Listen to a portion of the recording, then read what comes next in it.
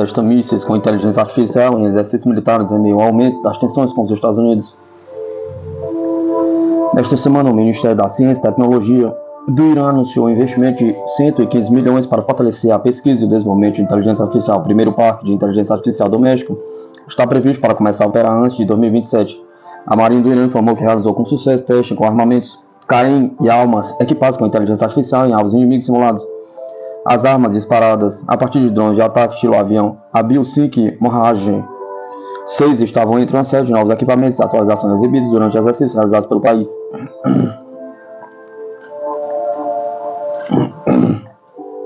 O Qaem é uma bomba planadora a solo com orientação infravermelho a laser por TV, algiva de 8,5 kg e alcance de até 40 km. Já o Almas é um míssil anti-blindagem com alcance de 8 km, capacidade de ataque superior à algiva Titan, Hertz, termobárica. Os exercícios militares começaram no início de janeiro em meio aos temores do Irã de uma agressão preventiva dos Estados Unidos contra a República Islâmica em apoio a Israel, que tem mantido ataques regulares contra vários países do Oriente Médio nos últimos anos. O Irã revelou pela primeira vez a posse de mísseis equipados com inteligência artificial capazes de mudar independentemente de direção e ângulo em 2023. A chamada inteligência artificial restrita, projetada para executar um número limitado de tarefas, já está presente em sistemas militares aeroespaciais avançados desde os anos de 1980, com o míssil antinavio Granite e o ônibus espacial Buran servindo como exemplos principais. A República Islâmica possui um dos complexos industriais militares mais sofisticados e autossuficientes do mundo, desenvolvendo de tudo, desde sistemas avançados de defesa aérea e mísseis de longo alcance até uma impressionante variedade de drones e outras armas. Após perder o acesso à sua principal fonte de armamentos, os Estados Unidos na sequência da Revolução Islâmica de 1979.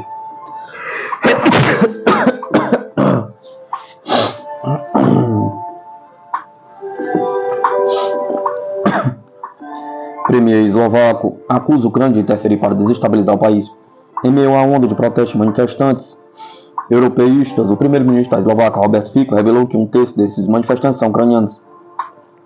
Na sexta-feira, 24 de 2025, uma onda de protestos anti-governo eclodiram por mais de 20 cidades eslovacas sob o slogan "A Eslováquia é Europeia". Nos protestos foram organizados por uma organização pró-Ucrânia. O político ucraniano Vladimir Zelensky compartilhou a imagem dos manifestantes em Bratislava em sua conta no X. A imagem foi postada inicialmente por Jura Hryzman, parceiro do ex-presidente eslovaco Zuzana Kaputova. Na legenda, Zelensky diz que Bratislava não é Moscou, a Eslováquia é a Europa. É ridículo quando ouço que o presidente ucraniano está compartilhando postagem do Sr. Hryzman, o parceiro da senhora Kaputova, enquanto repórteres ucranianos vão a protestos onde um terço dos participantes são ucranianos falando contra o governo eslovaco. Disse o premier à mídia televisiva. Dessa forma, a televisão ucraniana está apresentando histórias sobre a insatisfação entre os ucranianos que vivem na Eslováquia, acrescentou Fico. A esse respeito, uma lista de instrutores estrangeiros que trabalham para desestabilizar a situação na Eslováquia está sendo preparada para expulsão, disse o primeiro-ministro. Uma lista de pessoas que serão expulsas da Eslováquia estão sendo elaborada agora. Isso acontecerá nos próximos dias, disse Fico. O premier também chamou o comentário de Zelensky sobre os protestos da Eslováquia de interferência absolutamente inadequada em assuntos internos na quarta-feira. Fico disse que há especialistas estrangeiros ativos na Eslováquia que estavam envolvidos em protestos na Geórgia e na Ucrânia. O primeiro-ministro alertou que os protestos podem levar à tentativa de ocupar prédios governamentais e derrubar seu governo.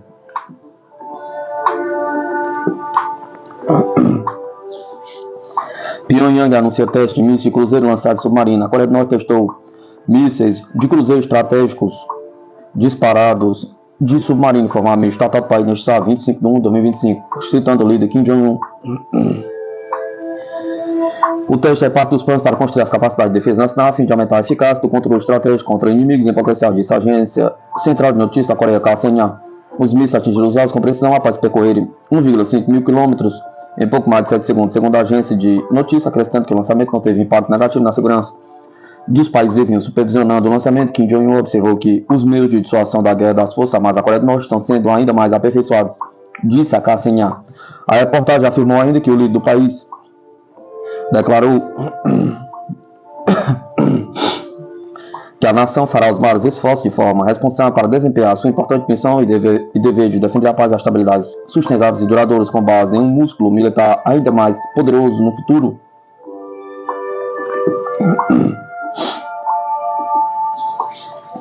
Submarino nuclear britânico sofreu um desastre de gelo ao rastrear submarinos russos.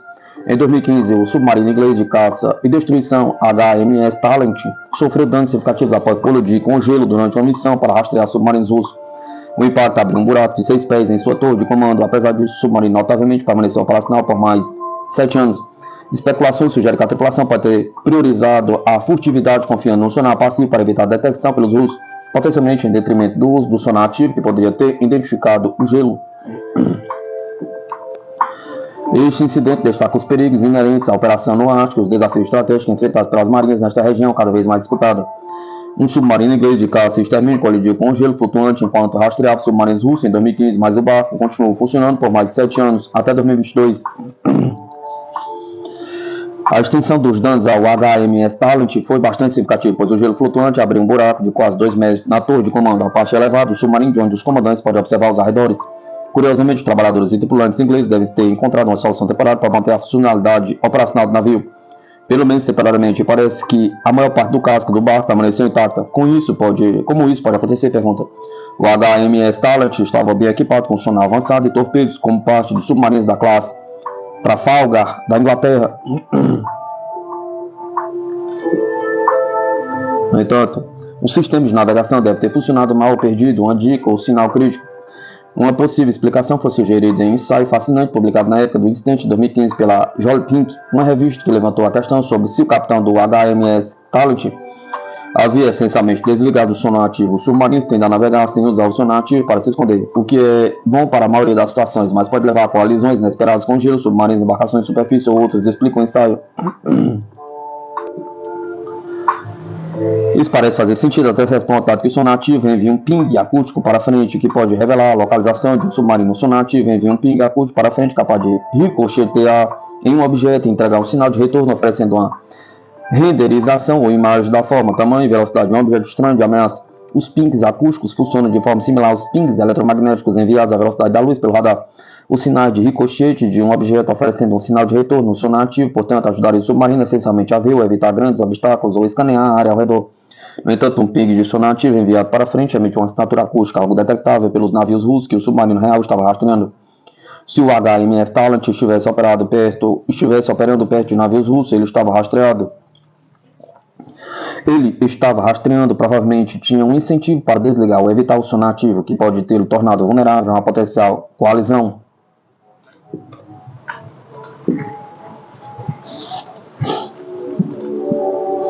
Esses riscos de coalizão são parte do motivo pela qual os submarinos operam com sonar ativo e passivo. O sonar passivo permite que os barcos ouçam passivamente pings acústicos ou assinaturas de objetos em movimento. Como navios submarinos inimigos emitem um sinal detectável, portanto, faz sentido tático que o HMS Talent possa ter confiado apenas no sonar passivo para permanecer perto dos navios russos sem ser detectado. Tal estratégia, embora provavelmente bem sucedida em garantir que o barco pudesse sustentar uma trilha em navios russos, pode tê-lo tornado vulnerável ao tipo de coalizão que ocorreu. O incidente provavelmente ressaltou preocupações de longa data do Pentágono sobre as crescentes ambições russas no Ártico.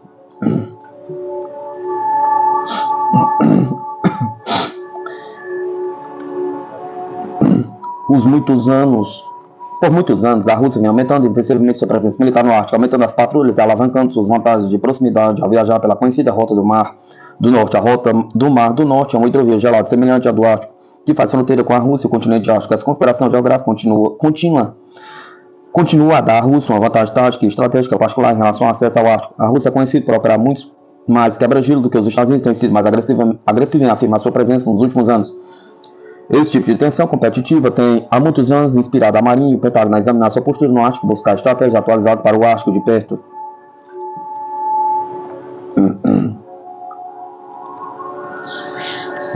O grande erro dos Estados Unidos unir a Rússia e a China. Os Estados Unidos são a nação mais poderosa do mundo, com um exército mais avançado e a maior economia.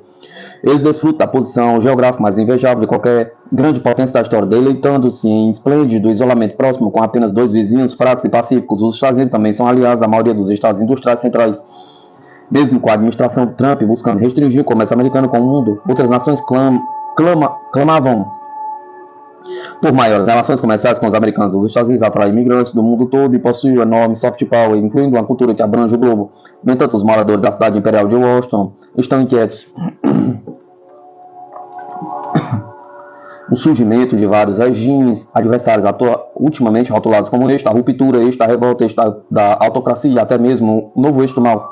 Foi um choque terrível para os aspirantes a imperiais em Washington, gerando muito lamento e ranger de dentes. Christoph, Krives e Jackson Keating, do Carnegie Endowment, alertam. Precedentes históricos da década de 1930 e do início da Guerra Fria sugerem que uma cooperação ainda mais profunda entre eles é possível, que um bloco mais coerente, determinado a enfraquecer e reverter o poder dos Estados Unidos em todo o mundo, pode se desenvolver.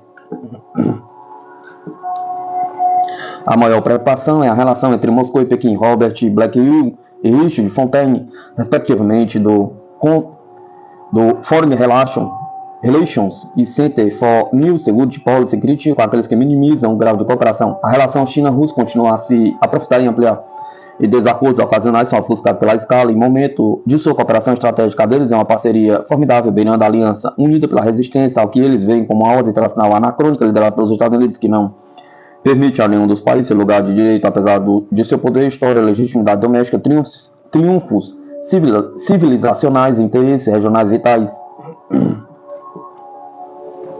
Outros analistas também pintam um novo eixo como uma ameaça terrível. Alguém poderia ser perdoado por acreditar que a América foi transportada de volta para 1939 e 1956, à beira da Segunda Guerra Mundial, ou no meio da Guerra Fria. Uma análise do Brookings Institution, publicado no mês passado, citou vários fatores como maiores ameaças aos interesses vitais dos Estados Unidos, apoiar a Rússia contra a Ucrânia, desafiar a hegemonia dos Estados Unidos no Indo-Pacífico, enfraquecer os fundamentos da liderança americana no cenário mundial e os elementos centrais da ordem internacional baseadas em regras existentes.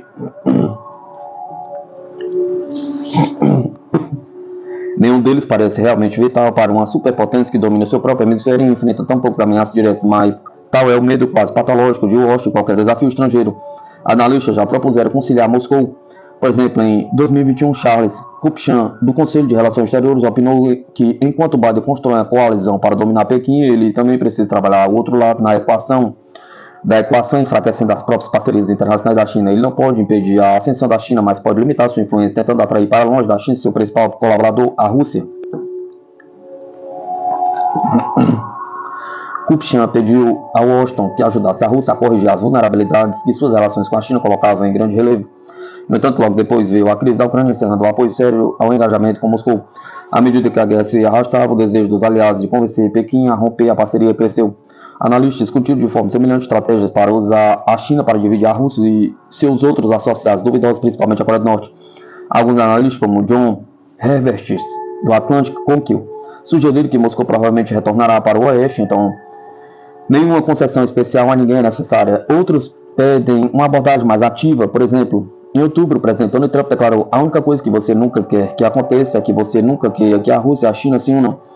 Vou ter que desuni-las e acho que posso fazer isso. No entanto, eles não ofereceram uma estratégia cronograma para jogar um Nixon reverso na China e na Rússia. A ideia de enfraquecer a coalizão adversária e até mesmo transformar um dos principais antagonistas de Washington em um parceiro menor é obviamente atraente. No entanto, com quem os Estados Unidos devem buscar efetivamente se aliar? Pergunta.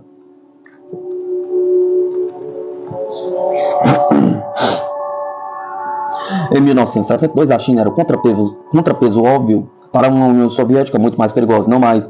Enquanto os europeus querem que Pequim pare de ajudar o esforço de guerra da Rússia contra a Ucrânia virtualmente, ninguém imagina a necessidade atual para o Ocidente se alinhar com a China contra a Rússia, uma potência em declínio. Até mesmo a vitória na Ucrânia deixaria Moscou mais fraca do que antes do início da guerra, apesar dos pesadelos desesperados da Europa de Putin conquistando o continente. Há poucos sinais de que Moscou possui a vontade ou a capacidade de enfrentar a OTAN, muito menos a América. Assim, hoje, a China é amplamente reconhecida como a potência mais ameaçadora. Embora a ascensão dramática contínua da China não seja mais vista como tão inevitável, Pequim provavelmente será um adversário cada vez mais formidável no futuro. Assim, o objetivo sensato seria fazer de Moscou um parceiro e amigo, se não um aliado da América e da Europa. Infelizmente, isso será quase impossível enquanto a guerra russo-ucraniana continuar e permanecerá difícil mesmo se o conflito finalmente se resolver, dado o dano severo causado às relações dos Estados Unidos e da Europa com Moscou. Na verdade, há uma escassez de vontade e morte para melhorar as relações com qualquer um dos países acrescentes na onipotência virginal da América, que é bipartidária e avassaladora. Portanto, o compromisso é amplamente considerado impensável. Por exemplo, Brookings insistiu que seria extremamente equivocado tentar conquistar uma ou ambas das partes por meio de concessões fundamentais, como endossar as reivindicações da China sobre Taiwan ou reconhecer A ocupação russa de territórios ucranianos, tal apaziguamento, não apenas minaria a credibilidade dos Estados Unidos com seus aliados e parceiros, mas também encorajaria a China, a Rússia e outros regimes revisionistas a se envolverem em mais agressões.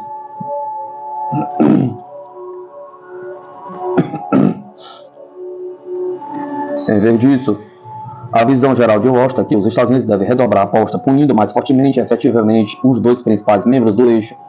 No entanto, a Rússia já resistiu a várias rodadas de sanções, a maior integração da China na economia mundial dá ao Ocidente mais opções de retaliação, mas a China também desfruta de mais parceiros comerciais. O comentário de Brookings sugeriu que uma mistura de custos e estratégias de reputação, como ameaças e sanções secundárias, bem como incentivos diplomáticos, deve ser empregado para pressionar Pequim a limitar e alavancar construtivamente seus laços com a Rússia. No entanto, a China até agora tem manobrado com cuidado, observou o Economist.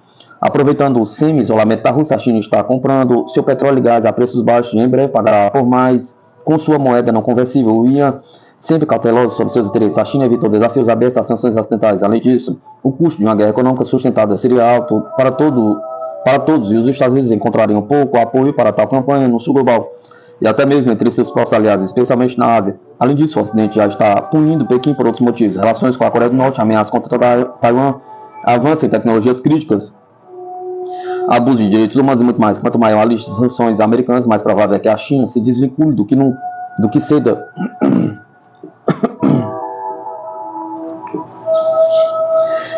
BlackRock e Fontaine não só expandiram as sanções econômicas, mas também aumentariam os gastos militares, buscariam novos parceiros militares, aumentariam as mobilizações militares, aprimorariam as alianças militares, aumentaria a ajuda militar. Tudo isso aumentaria as tensões e provavelmente pressionaria Pequim a responder adequadamente.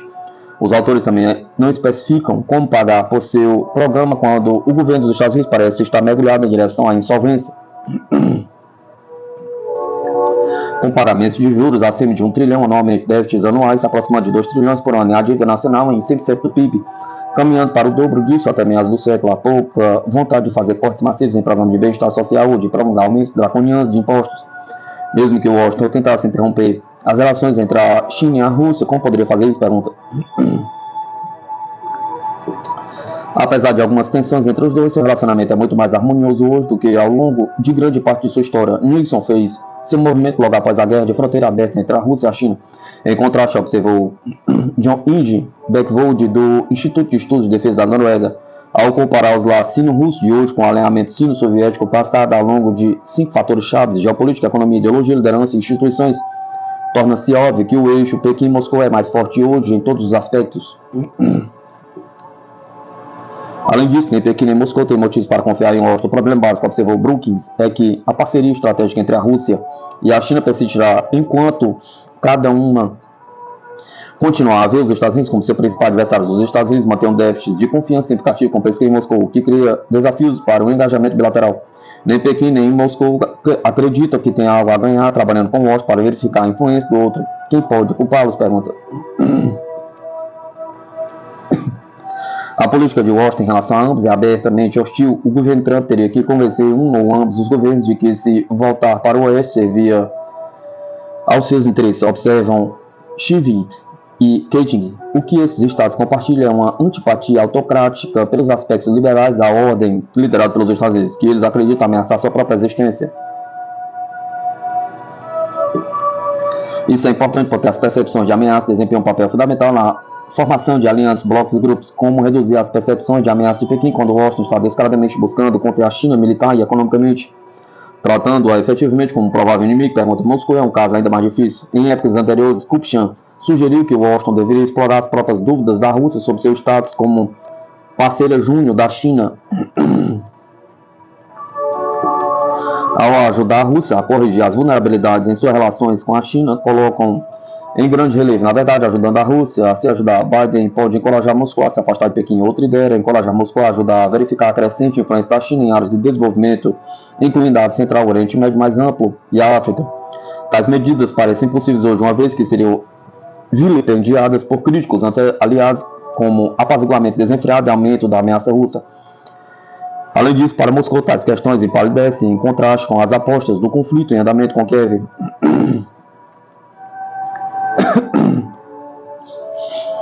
Ao ajudar a Ucrânia militarmente, os Estados Unidos são responsáveis por milhares ou mesmo dezenas de milhares de baixas. Além disso, a América e a Europa violaram várias garantias de que a OTAN não se expandiria, exploraram a fraqueza de Moscou para estender a aliança às fronteiras da Rússia, desmantelaram a sede amiga histórica da Rússia, buscaram excluir Moscou dos assuntos dos Balcãs e apoiaram a mudança de regime ao longo da fronteira da Rússia. Washington não aceitaria docilmente um comportamento semelhante de Moscou. Trump disse que vai acabar com a guerra, mas a menos que esteja preparado para reconhecer a posição vantajosa de Moscou, as negociações provavelmente não darão certo. Como ele pode estar aprendendo agora?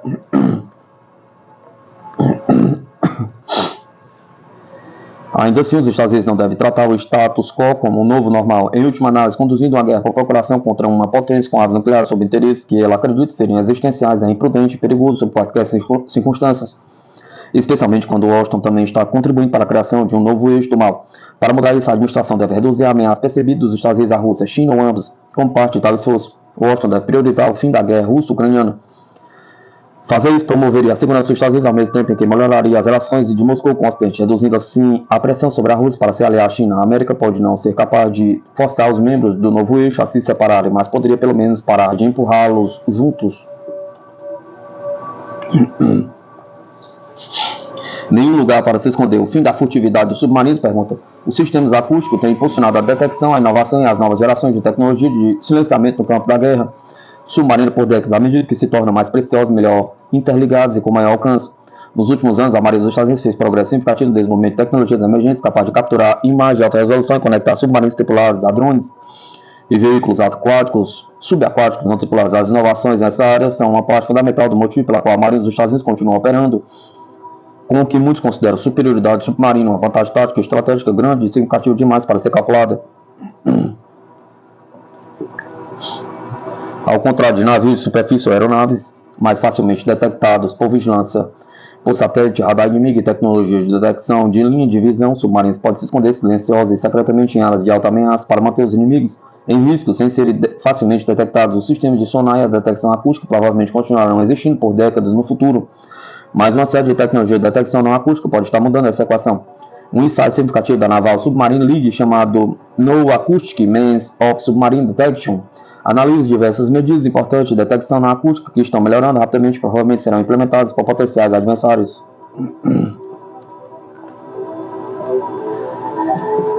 Uma área central de exploração está relacionada à detecção de perturbações no campo magnético da Terra, algo que os dispositivos podem medir. Como um grande pedaço de metal ferroso submarino com casco de aço causa uma perturbação local no campo magnético da Terra. Explica o ensaio. Significativamente, o ensaio explica que se um submarino for construído com materiais não magnéticos, sua assinatura é diminuída, mas não eliminada completamente. Submarinos contêm uma grande quantidade de metal que se torna magnetizado no curso de operações normais. O campo magnético permanece associado ao submarino, permanece até que medidas ativas sejam usadas para desmagnetizá-lo. Explica o ensaio da Naval Submarine League. Os Estados Unidos atualmente implantam dois tipos de equipamentos MAD em suas aeronaves submarinas. O ensaio diz que esses sistemas podem detectar em suas aeronaves ASW. O ensaio diz que esses sistemas podem detectar o campo magnético submarino em não mais do que algumas milhares de pés. Mas outras ameaças ao submarino também são possíveis. Existem organismos bioluminescentes sob o mar que geram uma luz natural, algo que os submarinos podem detectar. Essa possibilidade de detecção é causada pela fenomenologia da camada limite, referente ao fluxo de água ao redor de um submarino em movimento. Esse movimento da água gerado conforme o submarino transita pelo reino submarino também pode gerar movimento de organismos submarinos, incluindo aqueles que criam luz detectável. Esses organismos podem gerar luz quando são fisicamente estimulados na camada limite de um submarino ou em seu rastro. Esse fenômeno tem sido estudado como um método para detectar submarinos no mar ou do espaço.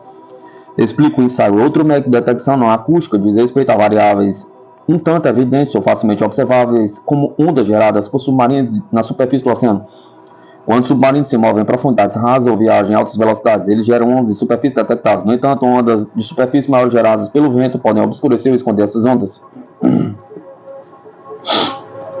Ondas internas de grande significância geram assinaturas de superfície que não são visíveis ao olho humano.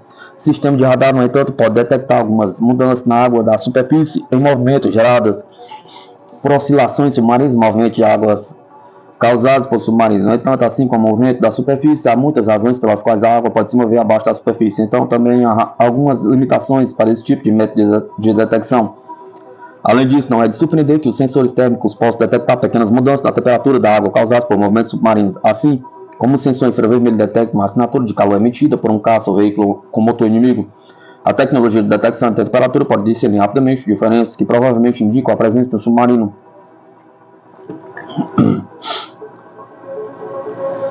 Um submarino em movimento pode alterar a temperatura da superfície do mar, misturar água fria, mais fria da parte inferior com a água da parte superior, deixando assim um rastro de água fria da superfície que pode ser detectado com sensores infravermelhos de calor. Diz o ensaio. O ensaio da naval Submarine League explica ainda que a detecção a laser pode emergir como uma área mais promissora de detecção não acústica de submarinos. No geral, os sinais eletromagnéticos têm pouca capacidade de viajar debaixo d'água, exceto algumas formas de onda de frequência ultra baixa.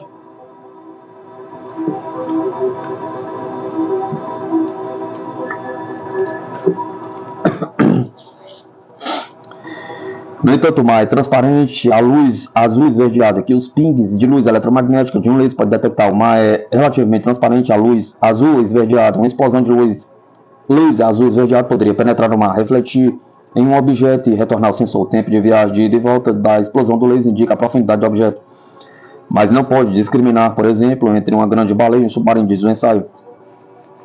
Com a velocidade da luz é uma quantidade conhecida ou fixa.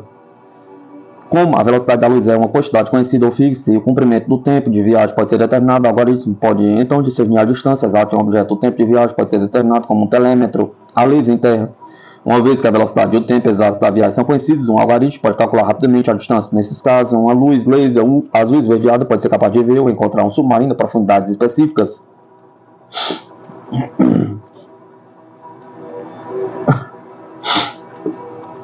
...727 dias em patrulha. O submarino comício da classe Ohio da Marinha dos Estados Unidos quebrou todas as regras. US Florida, um submarino de mísseis guiados da classe Ohio, completou a implantação histórica de 727 dias em julho de 2024, cobrindo 60 mil milhas em diversas áreas da frota.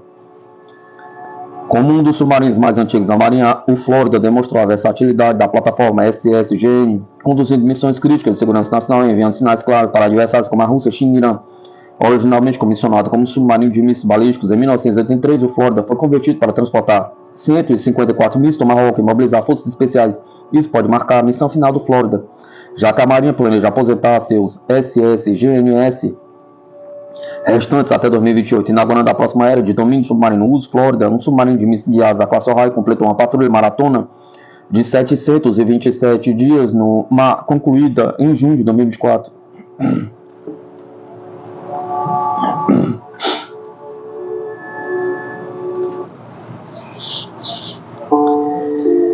Ele percorreu mais de 60 mil milhas em todo o mundo durante sua implantação nas áreas de operações da 5ª, 6ª e 7ª Frotas em 31 de julho. Designado para o comandante do grupo de submarinos 10, US Florida partiu em agosto de 2022 e realizou 5 trocas de tripulação antes de retornar a Kings Bay.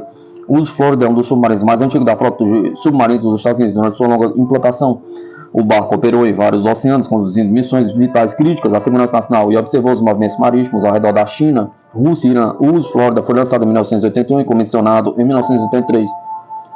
Ela foi inicialmente comissionada como um submarino de mísseis balísticos com a designação SSBN-728. Em 2003, devido aos acordos SALT, o Florida foi convertido em um submarino de mísseis guiado, ganhando a designação SSGN-728.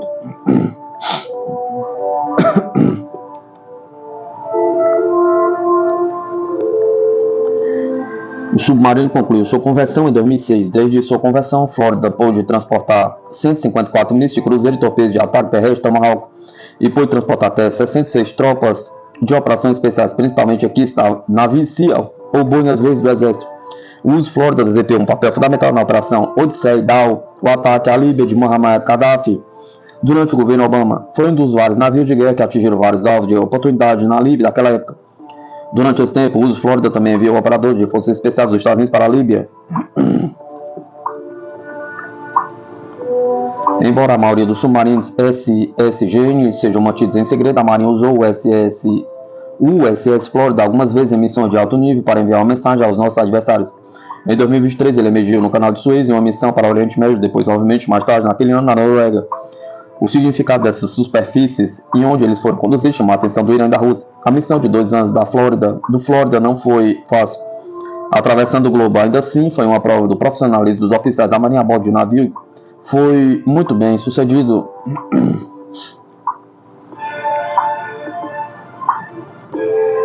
Demonstramos a versatilidade da plataforma SSGN para operar em qualquer lugar, a qualquer hora, disse o capitão Peter French, oficial comandante da tripulação azul. Operamos em vários oceanos diferentes. É muito incomum que os submarinos da costa leste sejam enviados para a costa oeste. Mas conseguimos fazer um trabalho excepcional a concluir a missão. Posso dizer a vocês, pelas operações que fizemos lá, que desenvolvemos muitas lições aprendidas e passamos várias mensagens muito longas detalhando todas as coisas que aprendemos com o que fizemos, acrescentou French.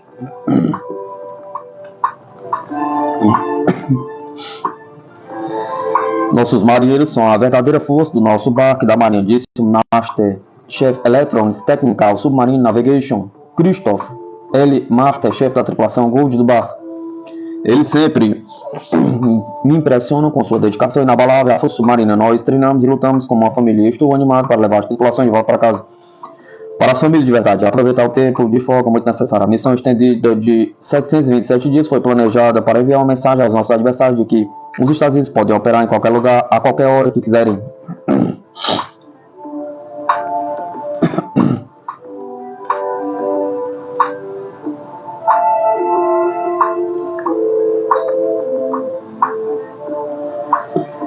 A Marinha Chinesa está construindo uma enorme frota de navios, especialmente submarinos. Atualmente, a Marinha dos Estados Unidos tem uma frota de 71 submarinos divididos em 3 categorias: ataque 53 mísseis balísticos, 14 mísseis guiados 4. Todas essas embarcações são movidas a energia nuclear, mas apenas os 14 submarinos da classe Ohio carregam ogivas nucleares devido ao Tratado de SALT. Coincidentemente, os chineses não são signatários do tratado e não estão sob nenhuma restrição que os Estados Unidos e a Rússia estão.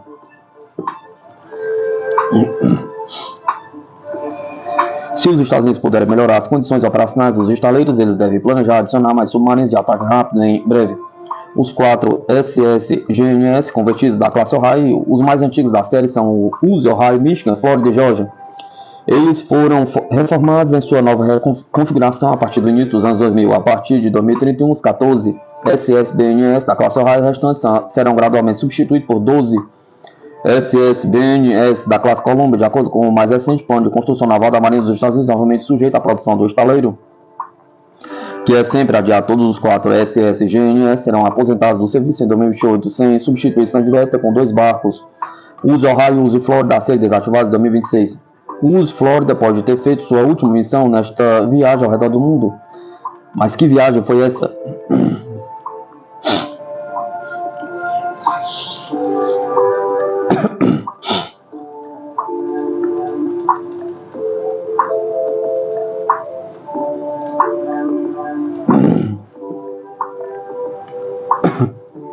KNDS Himmet e Thales avançam no projeto de tanques de próxima geração. Os fabricantes de veículos blindados KNDS Himmet e a empresa de eletrônicos de defesa Thales assinaram um acordo de acionistas para a empresa do projeto, que desenvolverá um futuro tanque de batalha principal para a Alemanha e a França, dando um passo mais perto de começar o trabalho real em um programa paralisado por anos por disputa entre vários parceiros. KNDS Challenge e KNDS France, Himmet e Thales deterão cada um 25% da nova empresa, que ficará sediada em Colônia, Alemanha. Com o acordo assinado em Paris em 23 de janeiro, considerado essencial para criar a empresa conjunta, disseram as empresas em declarações.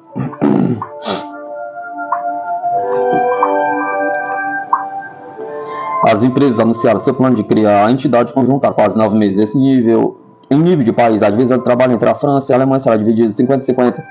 O equilíbrio entre os vários parceiros foi um pouco complicado de estabelecer, disse Emmanuel Chiva, chefe de agência de armamento francês desde em maio. O futuro tanque, conhecido como Main Ground Combat System, tem como objetivo substituir os tanques Leopard 2 e Leclerc em serviço nas Forças Armadas da Alemanha e da França, respectivamente, com um cronograma para colocar o MGCS em campo, correndo o risco de adiar a KNDS. A Himmet tem proposto conceder a atualização de tanques concorrentes como uma medida paliativa para operadores de tanques antigos.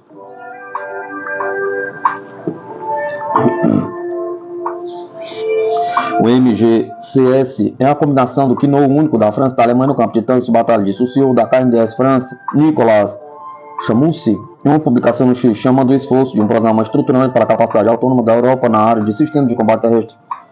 Embora as empresas tenham dito que o programa MGCS visa substituir os tanques Leopard 2 e Leclerc até 2040, uma declaração do Ministério das Forças Armadas da França diz que o futuro tanque substituirá o Leclerc da França até 2035. A KNDS vê um mercado para centenas de tanques de batalha principais durante os próximos 10 a 15 anos, começando bem antes da chegada prevista do futuro tanque. A empresa apresentou atualizações do Leopard 2 e do Leclerc Evolution na Feira de Defesa de Eurosatori em Paris no ano passado. A Rheinmetall exibiu uma versão de seu tanque KF-51 com a torre não tripulada na feira, já que o chefe de sistemas de veículos da empresa da Europa disse que o MGCS estava demorando mais do que o planejado.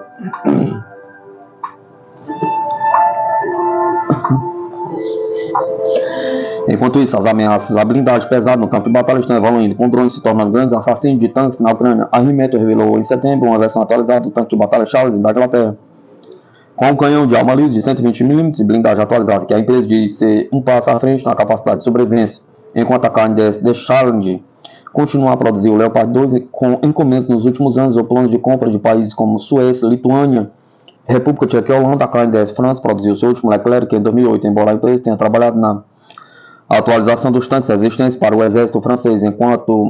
Quanto a Rheinmetall, a empresa alemã abriu uma nova fábrica de tanques na Hungria em 2023, planeja começar a produzir novos tanques na Itália junto com a Leonardo e propôs a instalação de uma fábrica na Ucrânia para fabricar até 400 tanques KF-51 por ano.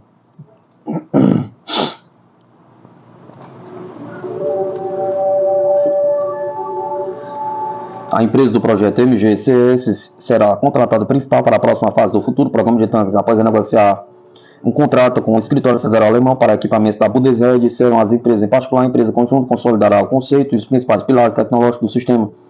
O trabalho do MGCS foi dividido em 8 pilares. A empresa do projeto subcontratará o trabalho nos pilares para várias empresas. O programa incluirá um tanque pesado junto com veículos blindados não tripulados e será equipado com armas inovadoras. Enquanto países como a Itália e a Holanda expressaram interesse no programa, o MGCS é franco-alemão apenas por enquanto. A KNDS diz que a integração de novas empresas na empresa do projeto só será considerada quando o programa for aberto a outras nações.